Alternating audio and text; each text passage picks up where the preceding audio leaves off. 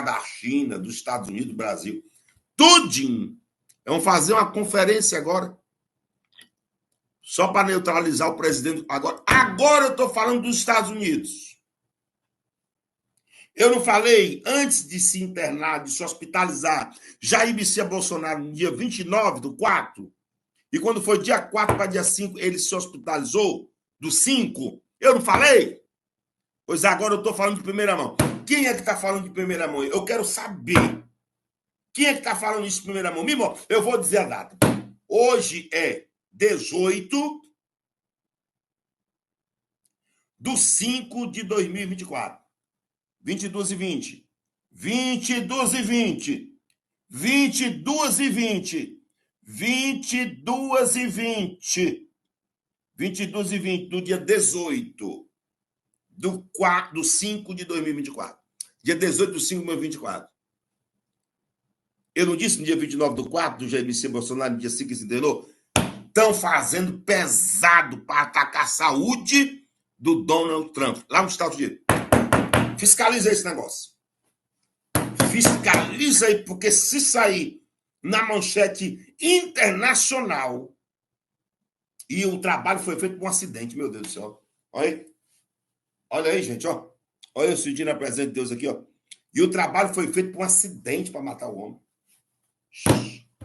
O trabalho foi feito por um acidente de carro de avião, uma queda de carro de avião, ou uma queda, ou a saúde do homem sendo atracado por 10 Beuzebu. Só para o homem não assumir a presidência dos Estados Unidos. Isso aqui em primeira mão. Não tem Globo, nem Record, nem SBT, nem TV Al Jazeera, nem BBC de Londres. Não tem uma televisão norte-americana que está divulgando isso aqui. É de primeira mão. Eu disse a data e disse a hora. Estão fazendo algo pesadíssimo para matar o homem. Esse aqui não é nem para paralisar. É para matar. Alô, bom dia. Estamos de volta nesta quinta-feira, 23 de maio de 2024. Sejam todos bem-vindos na medida do possível, claro. Porque, meus amigos, não posso começar esse vídeo sem perguntar que mundo é esse? Que mundo é esse, meus amigos? No começo de agosto, no começo de outubro, se não me engano, no começo de agosto de 2022, o FBI fez uma operação cinematográfica em Mar-a-Lago, a residência de Donald Trump, e também um hotel na Flórida, para recuperar documentos que, segundo o Departamento de Justiça dos Estados Unidos, Donald Trump teria levado na mão grande depois que saiu da presidência, documentos sobre a segurança dos Estados Unidos. Então criou-se uma operação cinematográfica, vocês lembram disso?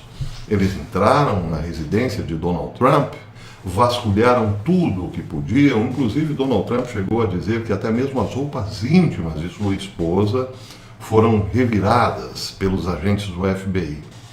E saíram, sim, com algumas caixas. Donald Trump não estava lá, e quem sabe tenha sido por Deus, pelo anjo da guarda, que Donald Trump não estivesse lá. Porque nessa semana, antes de ontem, foi divulgado a ordem que o Departamento de Justiça deu aos agentes do FBI para aquela operação. E sabem qual era a ordem? Atirarem Donald Trump para matar, se Donald Trump impusesse alguma resistência. Ele não estava lá, como disse. E talvez Donald Trump, com o seu ímpeto, ou enfim, a sua característica um pouco, digamos, mais espalhafatosa, poderia sim se tornar um alvo letal para o FBI, já que o FBI tinha recebido a ordem de atirar para matar.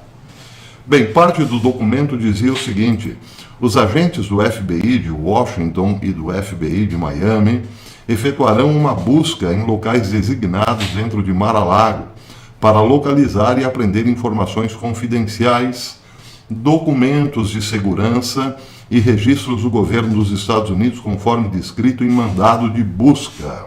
Bem, isso dizia o documento. Alguns comentários hoje sobre o documento. A operação envolveu 25 agentes do FBI de Miami, 4 agentes do FBI de Washington, um indivíduo não identificado da sede do FBI, um advogado do Departamento de Justiça e o procurador assistente dos Estados Unidos do Distrito Sul da Flórida. Mas espera um pouquinho, tinha também um médico na operação. Por que um médico, né? Espera um pouco. De acordo com a ordem de operações, as autoridades policiais não estavam apenas buscando ou preparando uma busca rotineira por documentos presidenciais. Uma seção do plano descrevia como os agentes deveriam lidar com o potencial uso de força letal. Aí vocês estão vendo então parte do documento. O FBI também considerou vários cenários, caso o ex-presidente chegasse inesperadamente à sua residência durante a operação. Os agentes também estavam preparados para ir de porta em porta para aterrorizar os hóspedes de Mar-a-Lago, caso os funcionários se recusassem a entregar as chaves dos quartos. Além do equipamento para arrombar fechaduras, os agentes do FBI estavam armados. Eles portavam armas, munições e algemas, bem como alicates de corte de tamanho médio e grande. Talvez o mais chocante seja que a equipe do FBI incluiu um médico para atender qualquer pessoa ferida durante a operação. A ordem de operação identificou um centro de trauma próximo com instruções sobre como chegar lá. Provas adicionais da moção não selada também indicam que agentes saquearam os quartos de Melania e Barron Trump, o filho de Trump. O chefe do escritório do campo do FBI em Washington, na época, era Steven D'Antuono. Prestem atenção nesse nome, Steven D'Antuono. Além de liderar a investigação criminal sobre os eventos de 6 de janeiro, que incluiu a sua incapacidade de identificar e acusar o chamado Homem-Bomba, D'Antuono liderou o escritório de campo do FBI em Detroit em 2020, quando o FBI fabricou um esquema de armadilha para fazer parecer que os apoiadores de Donald Trump planejavam sequestrar e matar a governadora de Michigan, Gretchen Whitmer, em 2020. D'Antuono se aposentou em novembro de 2022, mas ele estava lá na operação, comandando a operação de busca e apreensão de documentos em Mar-a-Lago, na residência de Donald Trump. Já o procurador-geral dos Estados Unidos, Merrick Garland, aprovou a operação do FBI em Mar-a-Lago, segundo consta como assinatura no documento, ou seja, partiu exatamente do Departamento de Justiça. Bem, eu não lembro se eu dei essa notícia na época sobre a operação que teria, em tese, desmobilizado uma tentativa de sequestro e morte da governadora do Michigan, Gretchen Whitmer, mas eu posso voltar a esse tema no vídeo da tarde. Foi uma grande farsa, mas também ali comandada pelo Departamento de Justiça. Enfim, a situação já estava bastante crítica desde o 6 de janeiro e culminou então naquela operação cinematográfica em Mar-a-Lago. E a novidade é que se Donald Trump estivesse lá e impusesse alguma resistência, ele hoje estaria na cidade dos pés juntos, como vocês bem podem deduzir. Mas tem mais, a coisa não para por aí. Vejam só, última notícia sobre esse caso. Documentos não lacrados do Departamento de Justiça revelam também que os funcionários dos Correios foram formalmente autorizados a usarem força letal durante a entrega de correspondências em Mar-a-Lago. Você ouviu bem. Funcionários do Correio foram formalmente autorizados a usar força letal na entrega de correspondências na residência de Donald Trump em Mar-a-Lago. E aí vejam só o que disse o procurador-geral, o Merrick Garland, sobre isso. Ele disse o seguinte: esse é um procedimento padrão. Ele disse isso, esse é um procedimento padrão. Não estamos de forma alguma avisando secretamente Donald Trump. Não, claro que não. Estamos apenas autorizando os transportadores de correio a dispararem contra Donald Trump se ele aparecer para receber a correspondência. Isso é para a segurança dos nossos funcionários, dos Correios, e não é nada fora do comum. Não é nada fora do comum. Imagine você que é um ex-presidente qualquer aí de uma república bananeira. Cuidado ao receber a sua correspondência. Imagine que o Departamento de Justiça, ou sabe, sei lá, Ministério da Justiça, tenha autorizado os funcionários do Correio a atirarem para matar. O sujeito toca a campainha, Correio, você vai lá todo feliz, né, esperando um pacotinho da Amazon, e o cara está armado. Você é fulano de tal? Sou. Já era. Comentário a esse respeito. Sempre tem alguém comentando, né, com um certo brilhantismo. Nesse caso, até essa data, nenhum carteiro foi ferido durante visita a Mar-a-Lago, mas os especialistas alertam que é apenas uma questão de tempo até que Trump seja apanhado à espera ansiosa por um pacote. Aqui outro comentário bastante interessante. Este é um protocolo totalmente padrão e nada incomum, porque ele salva vidas. Atire para matar. Atire para matar se a sua vida estiver em perigo. Ou seja, se você estiver entregando uma correspondência para o ex-presidente Donald Trump. Atire para matar. Bem, em relação ao documento, que agora é de conhecimento público do Departamento de Justiça, que autorizava o uso letal da força contra Trump, Trump postou uma resposta no Truth Social, dizendo que Biden sim é que é uma séria ameaça à democracia e apelou à invocação da 25ª emenda contra Biden. Um comentário postado em seu nome, no nome de Trump, em um e-mail de campanha dizia o seguinte: o Departamento de Justiça de Biden foi autorizado a atirar em mim. Acabou de ser revelado que o Departamento de Justiça de Biden foi autorizado a usar força letal contra mim em Mar-a-Lago. Você sabe que eles estão ansiosos para fazer o impensável, ou seja, cancelar meu CPF. Ele não diz isso, mas esse seria o impensável. Os democratas acham que podem me assustar, me intimidar, me derrubar. Mas aqui está uma coisa que eles não sabem. Nunca nos renderemos. O regime corrupto de Biden precisa receber essa mensagem, aqui e agora, de que o nosso movimento patriótico não pode ser parado.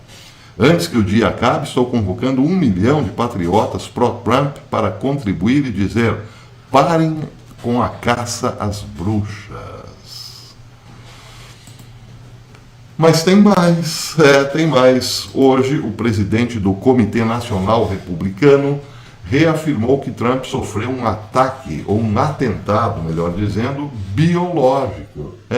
Isso é matéria hoje de capa de vários jornais lá nos Estados Unidos. Frascos de sangue, diz o Breitbart News, foram encontrados num pacote endereçado ao ex-presidente Donald Trump. Esse pacote foi enviado para a sede do Comitê Nacional Republicano, colocando o escritório em confinamento devido ao que o presidente Michael Whatley, o presidente do Comitê Nacional Republicano, chamou de ataque biológico. Uma equipe de materiais perigosos foi chamada e a equipe foi forçada a evacuar a sede do comitê em Washington D.C., na manhã de quarta-feira, depois que 2 frascos contendo sangue de uma fonte desconhecida foram entregues, informou o New York Post. Hoje, frascos de sangue foram enviados para a sede do Comitê Republicano Nacional. Agradecemos às autoridades que responderam rapidamente e garantiram a segurança de todos, disse Michael Whitley. Pois é. Mas se você achou que as coisas pararam por aí, prestem atenção no que vem agora, a sequência dos fatos. Matéria publicada hoje na Fox. O presidente Biden atingiu um marco na quarta-feira, ontem, nomeando oficialmente 200 juízes para a bancada federal e consolidando o que terá um efeito duradouro no judiciário do país, de acordo com especialistas e legisladores. Os juízes são importantes. Esses homens e mulheres têm o poder de defender os direitos básicos ou de os reverter, disse Biden, depois de indicar os 200 juízes, num comunicado, reconhecendo que suas 200 nomeações terão, então, este poder, o poder de defender os direitos básicos ou de revertê-los. Como assim reverter os direitos básicos? É a fala de Biden. Bem, é claro, quem acompanhou os meus 2 últimos vídeos sobre o julgamento de Trump entenderá qual é o poder dessa indicação. A Suprema Corte havia dado em 1976 imunidade total aos promotores. E aí eu lembrei que George Soros havia encontrado ali uma brecha para dominar, digamos assim, o âmbito jurídico e judicial do país. Por quê? Porque ele acabou incentivando, por assim dizer, a carreira de muitos advogados, que depois se tornariam promotores e até mesmo juízes. Só que detalhe, esta brecha só funciona na medida em que esses apadrinhados por George Soros colocam a política ou a ideologia acima do conhecimento jurídico ou da lei, etc. e tal. Então, o que nós estamos vendo de lá para cá, ou melhor, dos anos 90 para cá, mais especificamente, é a formação de um corpo jurídico altamente politizado. E isso está se tornando bem claro agora, está bem explícito na atuação do juiz Juan Merchan, no caso em que Trump está sendo julgado ou acusado de 34 crimes, depois que teria, em tese, escondido o pagamento de $130 mil a uma acompanhante, Stormy Daniels. E as testemunhas de defesa de Trump alegam que foi tudo registrado e tem as provas, mas não interessa. Isso o juiz não quer ouvir. Bem, enfim, vocês já conhecem essa história. Só que agora, então, essa notícia diz que Biden consegue colocar mais 200 juízes nesse estilo, o estilo juiz político. É o que muitos especialistas estão dizendo, não sou eu, hein?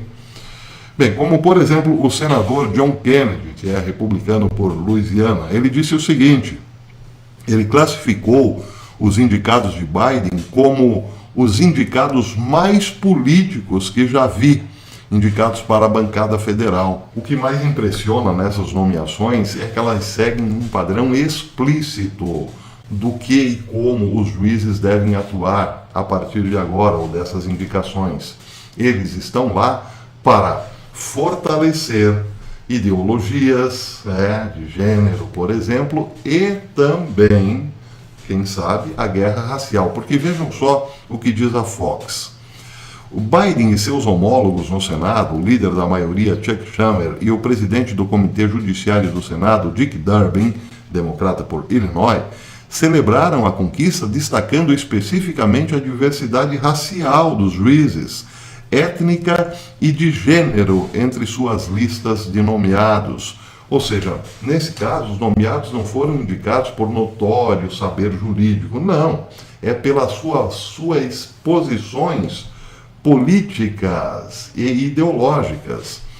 Estamos fazendo com que nossos tribunais se pareçam mais com os Estados Unidos. Não serão apenas sócios brancos do sexo masculino em escritório de advocacia sofisticados. Não, esses juízes serão diferentes. Mas quem disse isso? Chuck Schumer. Ele disse isso a seus colegas em comentário no plenário do Senado.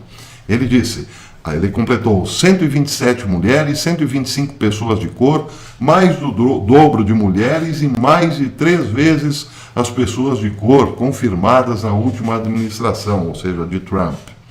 Então, nesse caso, o critério aqui, como vocês bem podem deduzir, passa muito longe do saber jurídico, do conhecimento das leis. É outra história. Bem, é claro que você já percebeu que se conhecimento de leis, conhecimento da Constituição, conhecimento ou notório saber jurídico já não tem mais nada a ver para a indicação de um juiz, é claro que você deduzirá que agora o que interessa mesmo é que ele seja um ativista político com superpoderes. Sim, os juízes americanos cada vez mais serão apenas e tão somente ativistas políticos com canetas poderosas.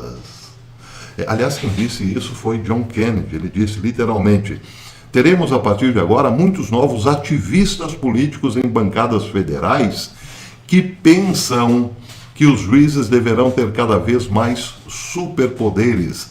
Ou seja, não serão apenas juízes, serão superlegisladores.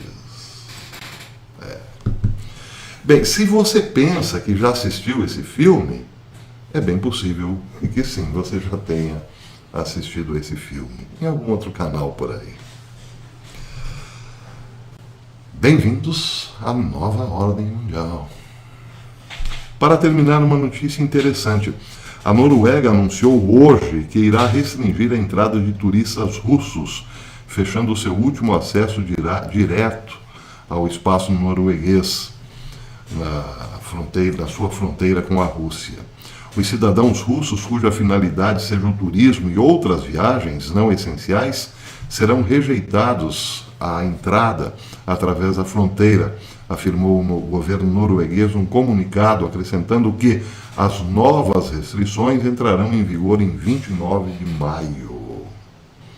Bem, a Noruega, membro da OTAN, que partilha uma fronteira de 198 quilômetros com a Rússia, no Ártico, já tinha emitido antes também já tinha emitido um documento dizendo que muitos russos teriam dificuldade para entrar no país depois que a Rússia havia invadido a Ucrânia. E agora, então, parece a linha ficou mais dura. Os cidadãos russos cuja finalidade seja o turismo e outras viagens não essenciais serão rejeitados à entrada na Noruega através da fronteira. Esse não é um bom indício, evidentemente que não. As coisas estão, sim, escalando. À tarde eu volto, se Deus quiser. Se você gostou desse vídeo, deixe o seu like e veja aí se você ainda é inscrito neste canal. Se não for mais inscrito, inscreva-se novamente, acione o sininho para receber as notificações e considere a possibilidade de tornar-se membro desse canal. Se você gosta desse canal, ajude-nos com a sua membresia. A membresia é baratinha, são 3 planos bem baratinhos, mas sim, nos ajudam e muito a continuarmos aqui na plataforma por pelo menos mais algum tempinho. Que mundo é esse, hein, meus amigos? Que mundo é esse? Até depois, se Deus quiser.